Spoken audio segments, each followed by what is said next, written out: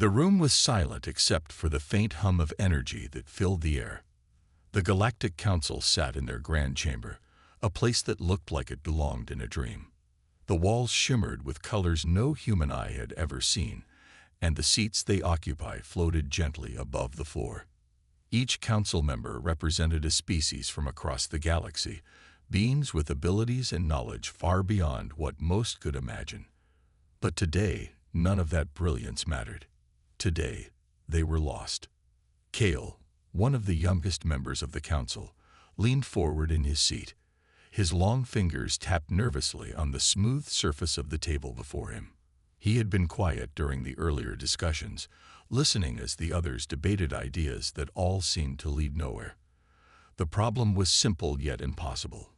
A mysterious force was spreading through the galaxy, swallowing stars and planets whole. It left nothing behind.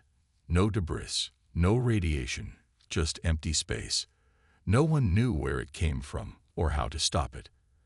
And now, after months of trying, the council was out of options. "We've tried everything," said Lyra, an elder counselor with scales that glimmered like polished silver. Her voice carried weight, and everyone turned to look at her. "Our best scientists have failed. Our greatest weapons are useless against this thing. If we don't find a solution soon, there won't be a galaxy left to save." Murmurs of agreement rippled through the chamber. Some counselors slumped in their seats, defeated. Others argued loudly, throwing out half-formed plans that had already been tried and discarded. Kel watched them all, his mind racing. There had to be something they hadn't considered, some approach they hadn't taken. Then, almost hesitantly, he spoke. "What about humans?" he asked. The word hung in the air for a moment, surprising even him. "Humans?" repeated another counselor, his tone dripping with disbelief. "You mean those primitive creatures from Earth? They're barely out of their own solar system." Kale ignored the scoffs and raised his hand slightly, as if to calm the rising tide of criticism. "Think about it," he continued.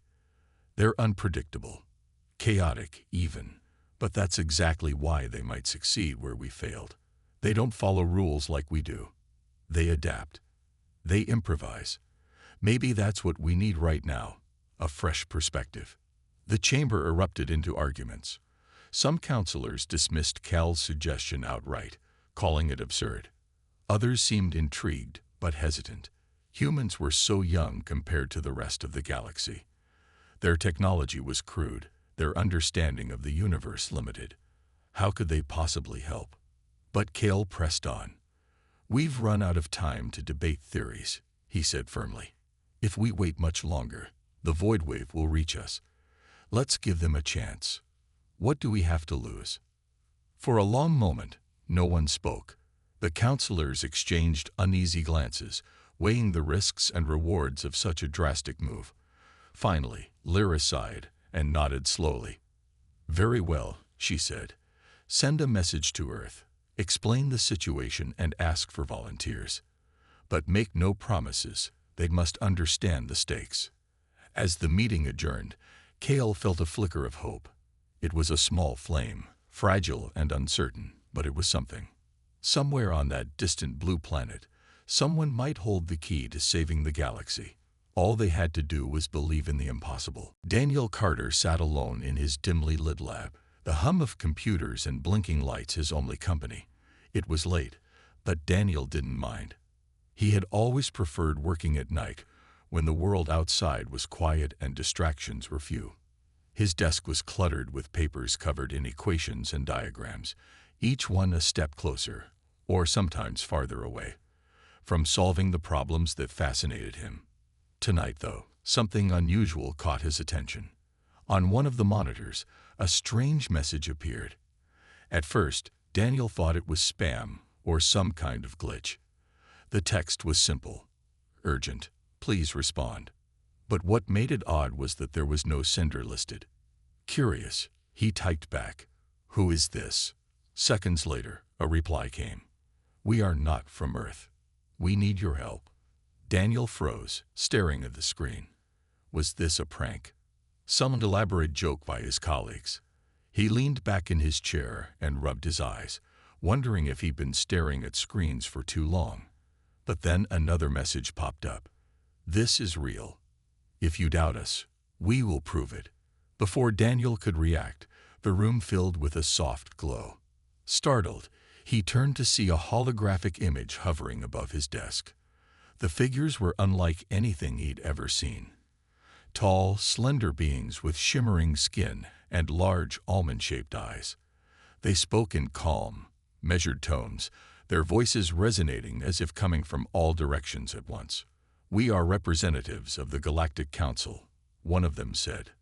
"Our galaxy faces a grave threat, and we believe you may hold the key to stopping it." Daniel's heart raced. This couldn't be happening. Aliens? A Galactic Council? It sounded like something out of a movie. But the images were vivid, the voices clear. He swallowed hard and managed to stammer. "Why me?"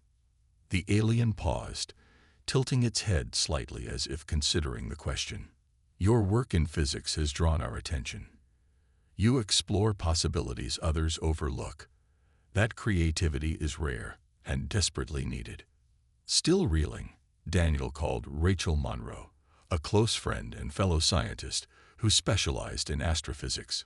She arrived within minutes, her hair still messy from being woken up. When she saw the holograms, her jaw dropped. "Okay," she said after a moment. "I wasn't expecting this tonight." Together, they listened as the aliens explained the situation. A mysterious energy anomaly, which they called the void wave, was consuming entire star systems. Nothing they had tried could stop it. Desperate, the Council decided to reach out to humanity for help. Daniel and Rachel exchanged skeptical glances, but agreed to hear more. Over the next hour, the aliens shared data about the void wave, its speed, its behavior, and the destruction it left in its wake.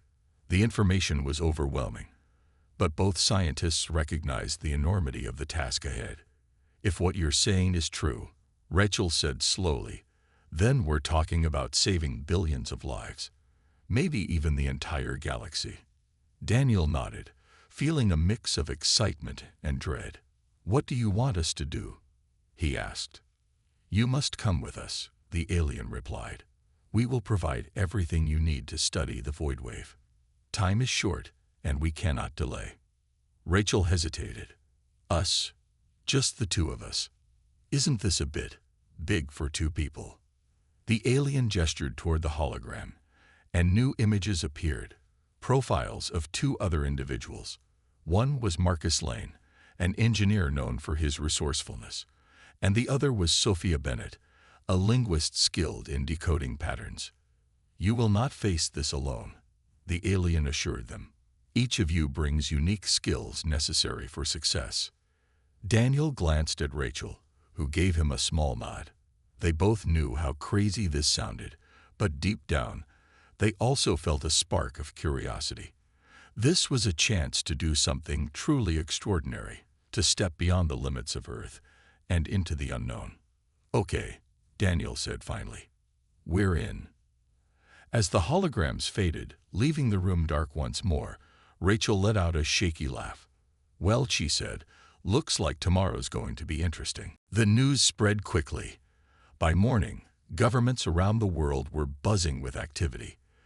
The idea of aliens contacting Earth was shocking enough, but the fact that they needed humanity's help to save the galaxy, that was something no one could ignore. World leaders gathered in emergency meetings, debating whether to trust the Galactic Council and what it might mean for Earth's future. In the end, after hours of discussion, they decided to take the risk. Daniel Carter, Rachel Monroe, Marcus Lane, and Sophia Bennett were brought together in a secure facility. None of them had ever met before, but they all shared the same mix of excitement and nervousness. Daniel and Rachel already knew some details about the mission, but Marcus and Sophia were still trying to process everything. When officials explained the situation, the void wave, the dying stars, the desperate plea from the Galactic Council, they listened intently, their expressions shifting between awe and disbelief.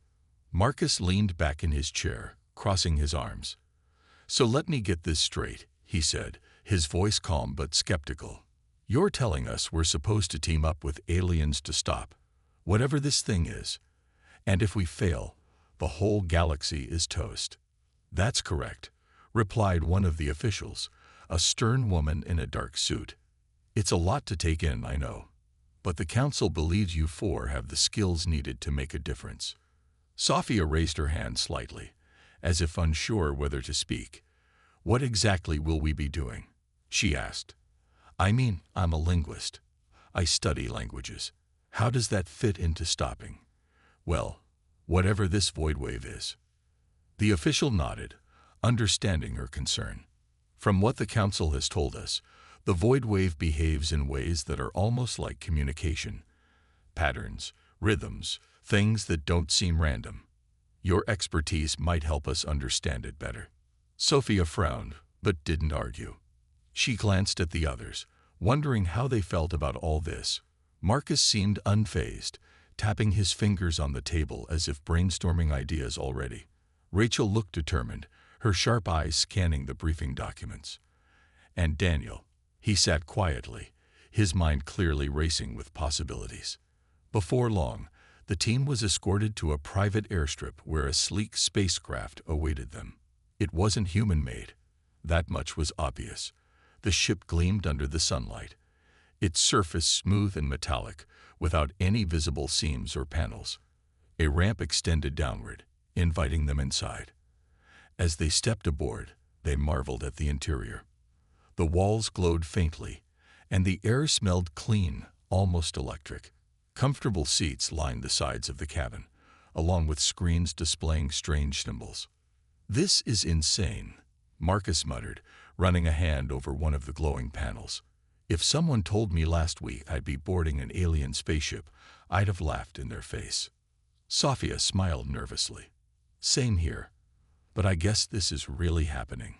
The journey began smoothly, the ship lifting off the ground with barely a sound.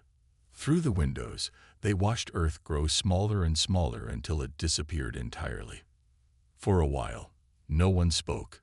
Each of them was lost in thought, wondering what lay ahead. Would they succeed, or would they fail, leaving the galaxy doomed? After several hours, the ship arrived at its destination, a massive structure floating in space. It looked like a city made of light, with towers that shimmered and shifted colors. This was the Galactic Council's headquarters. As the team disembarked, they were greeted by Kale, the young counselor who had first suggested reaching out to humanity. "Welcome," he said warmly, bowing slightly. "We are grateful you've come. The fate of countless lives rests in your hands now." Daniel took a deep breath, feeling the weight of those words. He glanced at his teammates, seeing the same determination in their eyes. Whatever challenges lay ahead, they would face them together. For the first time, humanity was stepping onto the galactic stage, not as observers, but as crucial players. And though none of them knew what the future held, they were ready to give it their best shot. The human team stepped into the grand chamber of the Galactic Council, their eyes wide with wonder. The room was unlike anything they had ever seen. It stretched endlessly in every direction, its walls shimmering with colors that shifted and danced like living light. Floating platforms carried council members, each one a representative of an alien species so different from the others that it was hard to believe they all belonged to the same galaxy. Some had scales that glowed faintly, others had translucent skin through which intricate patterns flowed, and a few looked like clouds of energy, held together by unseen forces. Kale, the young counselor who had first suggested bringing humans into the fold, approached them with a warm smile. "Thank you for coming," he said, his voice calm but filled with urgency. "We know this is not an easy task, but your presence here gives us hope." Not everyone in the chamber shared Cal's optimism. As the humans were introduced, they could feel the weight of countless eyes on them. Some curious, some skeptical, and some outright dismissive. One counselor, a towering insect-like being with gleaming black exoskeleton, leaned forward and spoke in a voice like grinding metal. "These are the creatures we're relying on. They look fragile, unprepared. Daniel felt a flicker of irritation, but kept his expression neutral. Rachel, however, wasn't about to let the comment slide. "Looks can be deceiving," she said sharply, meeting the alien's gaze without flinching. "You'd be surprised what fragile things can do when they have no other choice."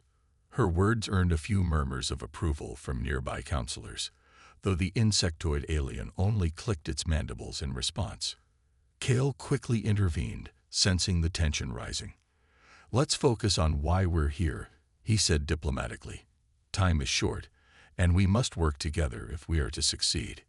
He led the humans to a circular table in the center of the chamber. Above it hovered a holographic display showing the void wave, a swirling mass of dark energy that pulsed and expanded as it consumed everything in its path. The sight was both mesmerizing and terrifying. Daniel leaned closer, studying the patterns within the anomaly. "It's beautiful," he murmured, half to himself, "but also unpredictable." Sophia nodded, her sharp eyes scanning the hologram. "There's a rhythm to it," she said softly, "almost like a language. If we can decode it, maybe we can figure out how to stop it, or at least slow it down." Marcus crossed his arms, looking skeptical. "Easier said than done. Even if we crack the code, how do we fight something that eats stars for breakfast?" "That's where you come in," Kale replied, turning to him. "Your ability to improvise solutions under pressure will be critical. We don't expect you to have all the answers right away, but we believe your creativity, your willingness to try new things, is exactly what we need." As the discussion continued, the humans began to understand the enormity of the challenge ahead.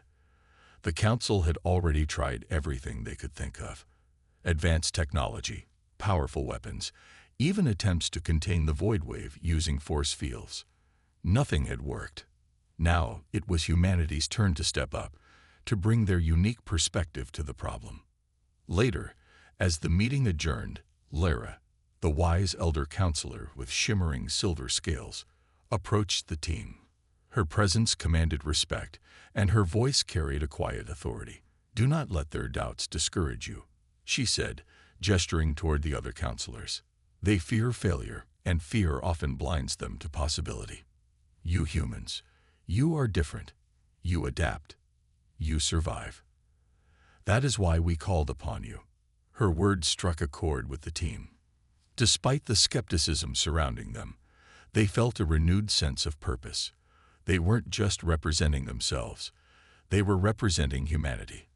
Whatever happened next, they would give it their all. Back on their ship, the four of them gathered to talk strategy. The mood was serious but hopeful. "This is going to be tough," Marcus admitted, rubbing the back of his neck. "But hey, if anyone can pull off a miracle, it's us." Rachel smiled faintly. "Miracles or not, we've got a job to do. Let's get to work." Back on their ship, the human team gathered around a table filled with screens and holographic displays. The Council had provided them with all the data they had collected about the void wave: charts, graphs, energy readings, and simulations. It was overwhelming, but the team knew they had to start somewhere. Daniel took the lead, pointing at one of the holograms that showed the swirling mass of dark energy. "Look at this," he said, his voice steady but tinged with excitement. "The void wave isn't just random destruction. It's selective. It moves in patterns, almost like it's searching for something." Rachel leaned closer, her sharp eyes scanning the data. The initial success of the probe gave the team a surge of energy, but they knew they were far from solving the problem. The void wave's response had been promising, but it was also unpredictable. One moment, it seemed to react calmly to the signals. The next, it flared violently, as if angered by the intrusion. Still, the humans pressed on, determined to make sense of its behavior. Marcus spent hours fine-tuning the probe, adjusting its energy output and frequency to match the patterns Sophia identified in the data. "It's like trying to teach a wild animal tricks," he muttered, wiping grease from his hands. "You never know when it's going to bite back." Sophia sat nearby, her eyes glued to the screens displaying the void wave's energy readings. She was beginning to notice more than just random noise. Certain sequences repeated over and over, almost like refrains in a song. "These aren't just random bursts," she said aloud, though mostly to herself. "They're building blocks. If we can piece them together, maybe we can form something meaningful." Rachel walked over, holding a tablet filled with equations Daniel had drafted. "Daniel thinks the void wave might be reacting to specific frequencies," she explained. "He says it's possible that these patterns are tied to resonance, like how sound waves can shatter glass if they hit the right pitch." Sophia nodded thoughtfully. "That makes sense. If we can find the right pitch, maybe we can influence its behavior. But how do we test it without making it worse?" "That's the tricky part," Rachel admitted. "We need to proceed carefully. One wrong move, and we could trigger another flare-up." Meanwhile, Daniel worked tirelessly to refine their understanding of the void wave's physics. He hypothesized that it wasn't just consuming matter and energy, it was rearranging them into something else entirely. "What if it's not destruction we're seeing?" he suggested during one of their brainstorming sessions. Vermont. Late one night, as the others rested, Daniel sat alone in the ship's lab, staring at the data on his screen. His mind raced with possibilities, each thought building on the last. He had been working non-stop for days, trying to piece together the puzzle of the void wave. Something about its behavior nagged at him, like a half-remembered memory just out of reach. Then it hit him. The void wave wasn't just reacting to energy. It was responding differently to certain frequencies. It wasn't random destruction. It was selective absorption. The patterns Sophia had identified weren't noise. They were signals, and if they could replicate those signals, maybe they could guide the void wave instead of fighting it. Excited, Daniel called the team together. "I think I've figured something out," he said, his voice trembling with urgency. "The void wave isn't just chaos. It's searching for something specific. If we can figure out what it's looking for, or at least mimic it, we might be able to redirect it." Rachel frowned, leaning over the holographic display. "Redirect it? You mean, like steering it away from populated areas?" "Exactly," Daniel replied. "If we send out the right frequency, it might follow it instead of continuing on its current path." Marcus raised an eyebrow. "That's a big if. What happens if we get it wrong?" "We could make things worse." "We're already running out of time," Sophia interjected softly. "If we don't try, the void wave will keep spreading until there's nothing left. This might be our only chance." The team agreed to move forward, even though the risks were high. Marcus went back to work on the probe, adding new components to allow it to emit a broader range of frequencies. Sophia helped by feeding the data she'd gathered into the system, programming the probe to replicate the void wave's own patterns. Rachel double-checked the calculations, ensuring they weren't missing anything that could cause a catastrophic reaction. When everything was ready, they launched the probe again. This time, they sent out a carefully crafted signal, a sequence of frequencies designed to resonate with the void wave's internal structure. At first, nothing seemed to happen. The swirling mass continued its relentless advance, consuming everything in its path. But then, slowly, the void wave began to change. Its movements became less erratic, almost deliberate. It shifted direction slightly, moving toward the source of the signal. The team watched in stunned silence as their plan started to work. "It's working," Rachel whispered, her voice filled with disbelief. "It's actually working." Daniel let out a shaky breath, his hands gripping the edge of the console. "We're not done yet," he reminded them. "This is just the beginning. We need to keep adjusting the signal to keep it moving where we want it to go." For hours, they worked tirelessly, tweaking the probe's output and monitoring the void wave's response. Each adjustment brought them closer to success, but it also pushed them to their limits. Fatigue gnawed at them, but none of them dared to stop. They knew how much was at stake. Finally, after what felt like an eternity, the void wave began to stabilize. Instead of spreading uncontrollably, it followed the probe's signal, retreating from nearby star systems and giving the galaxy a temporary reprieve. The Council's sensors confirmed the shift, and Kale contacted the team immediately. "You've done it," he said, his voice filled with awe. "You've managed to redirect the void wave." The Council: "We never imagined this was possible." Daniel shook his head. "We're not out of the woods yet. This is just buying us time. We still don't know how to stop it permanently."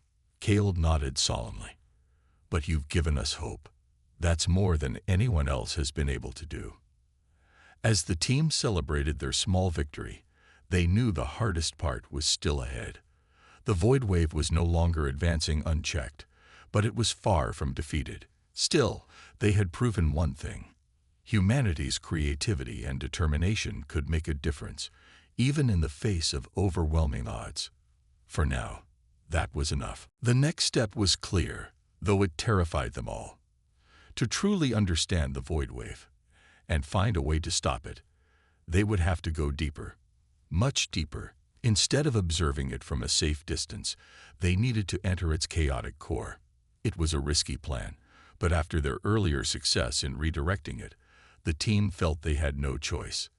They couldn't rely on temporary fixes forever. Kale and the Council were hesitant at first. "You've already done more than we expected," Kale said during a private meeting. "We can't ask you to risk your lives further." Daniel shook his head firmly. "It's not about asking. If we don't take this step now, everything we've done so far will only delay the inevitable. We need to face it head on." Rachel added, her voice steady despite the fear behind her eyes. "If there's even a small chance we can end this threat once and for all, we have to try. That's why we're here." After much debate, the Council reluctantly agreed.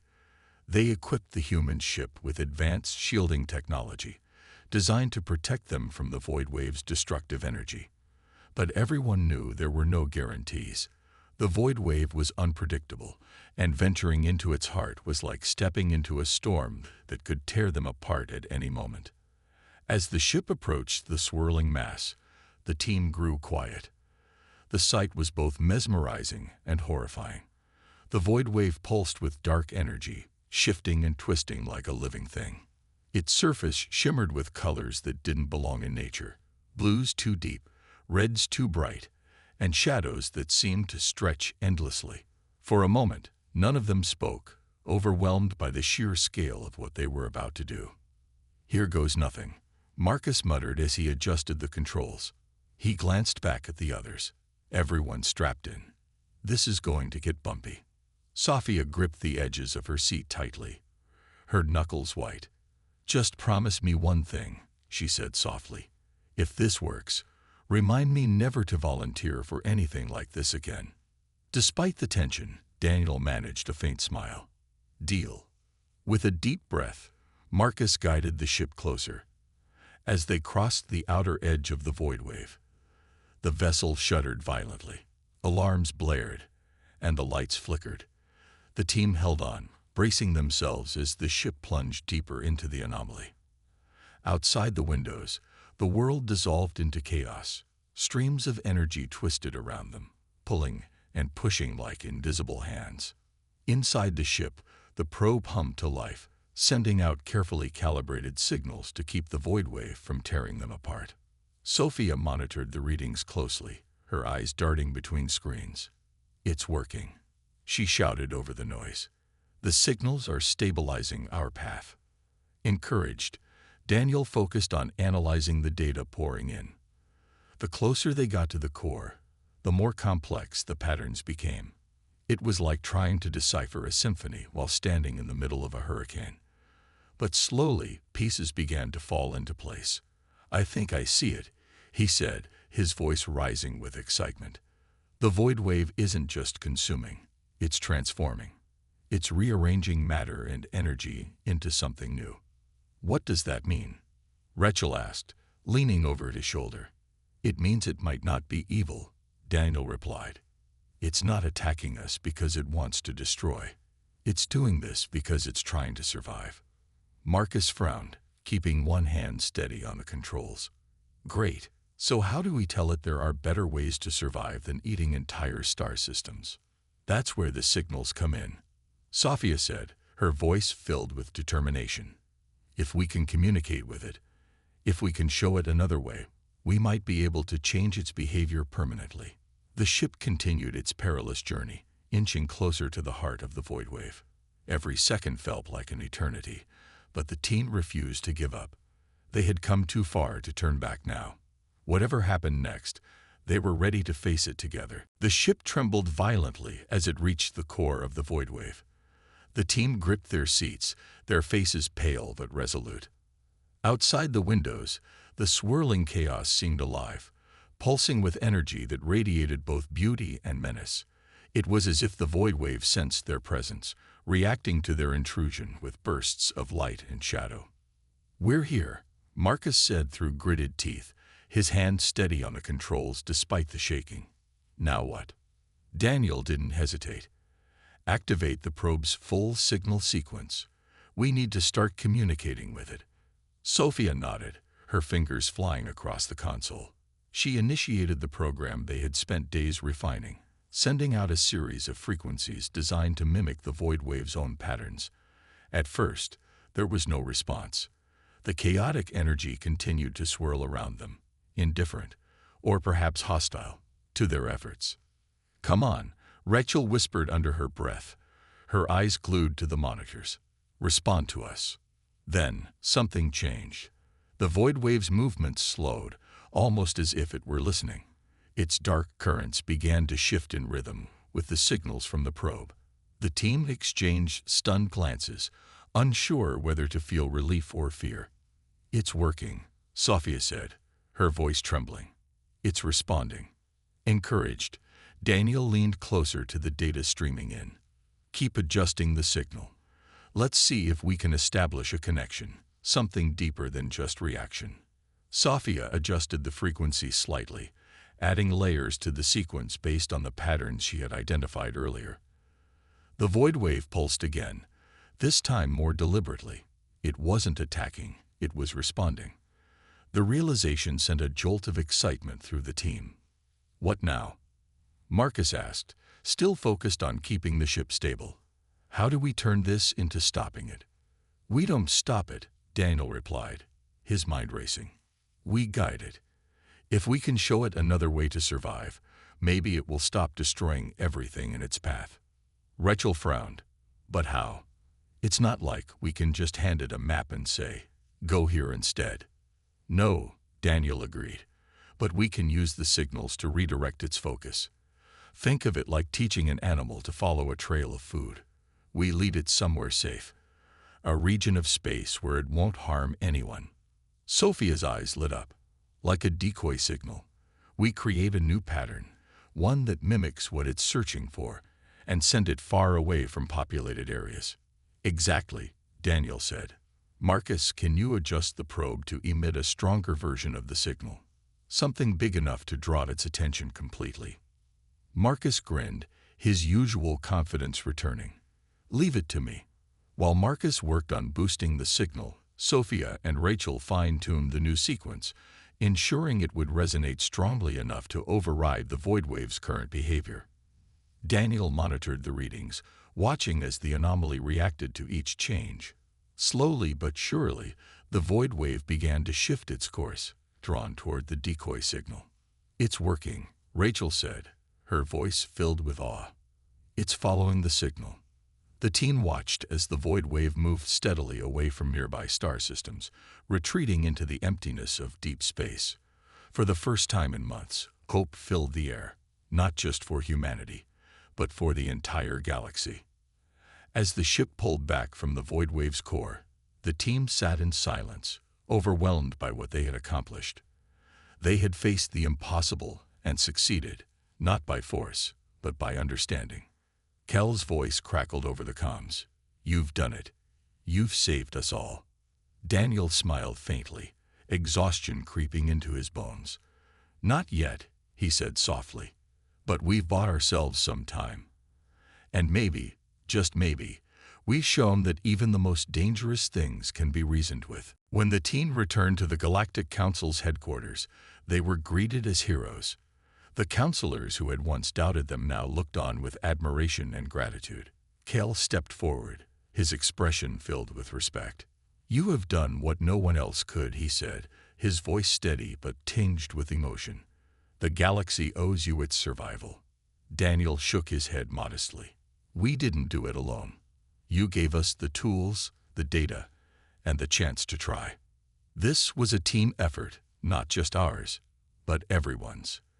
Lyra, the elder counselor, nodded slowly. Her shimmering silver scales caught the light as she spoke. "Your actions have proven something we almost forgot, that creativity and courage can overcome even the greatest challenges. Humanity has shown us all what is possible when we refuse to give up." The other counselors murmured their agreement, some bowing slightly in acknowledgement of the humans' achievement. It was a rare moment of unity among species that had often struggled to see eye to eye.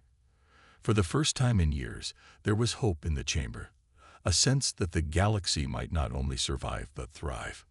Back on Earth, news of the mission spread quickly. Governments held press conferences, scientists gave interviews, and people around the world celebrated. The 4 members of the team became household names, their faces plastered across every screen and newspaper. Yet, despite the attention, they remained humble. "It wasn't about us," Rachel said during one interview. "It was about doing what needed to be done.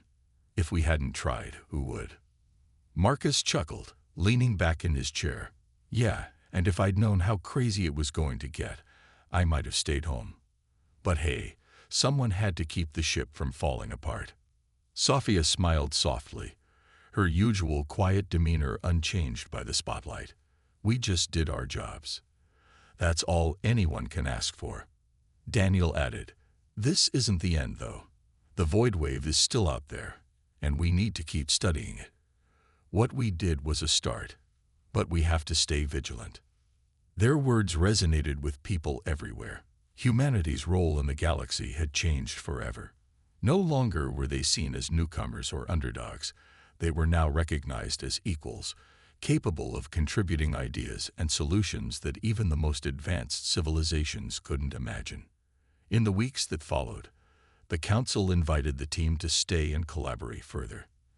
They shared their knowledge, taught others about human ingenuity, and helped develop new strategies for monitoring the void wave. The experience left a lasting impact on both the humans and the alien species they worked with. As Daniel stood on the observation deck of the Council's headquarters one evening, gazing out at the stars, he felt a profound sense of pride. Humanity had taken its first real step onto the galactic stage, not through conquest or power, but through cooperation and innovation.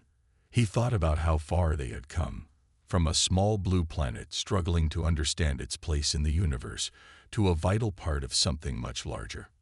Rachel joined him, standing silently for a moment before speaking.